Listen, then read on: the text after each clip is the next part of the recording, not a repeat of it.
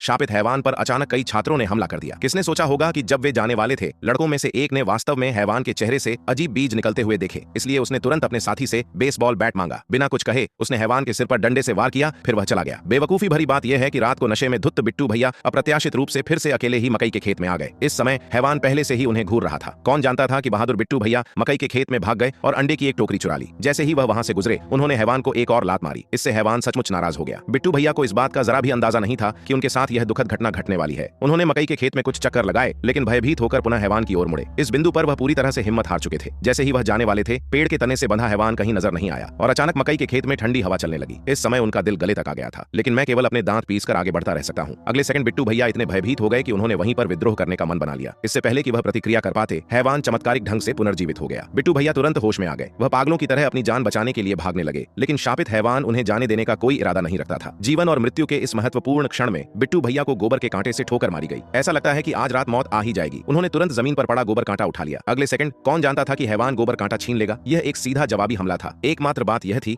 कि बिट्टू भैया को खून नहीं निकला, बल्कि उनके शरीर पर भूसे उग आए। संकट के क्षण में वह उदास मकई के खेत से भाग निकले, लेकिन अब बहुत देर हो चुकी थी। तभी कुछ और भी भयावह घटना घटी। बिट्टू भैया के मुंह से जल्दी ही भूसे का एक बंडल निकल आया। चेहरे में इतनी तेजी से परिवर्तन हुआ कि उसे नंगी आंखों से भी देखा जा सकता था। उनके बाएं हाथ की त्वचा तुरंत भूसे से छिद गई। वह पहले से ही इस पर जोर दे रहे थे। पलक झपकते ही अगली सुबह हो गई। दो सहपाठी मकई के खेत में खेल रहे थे, लेकिन पाया कि बिट्टू भैया अब एक हैवान बन चुके थे।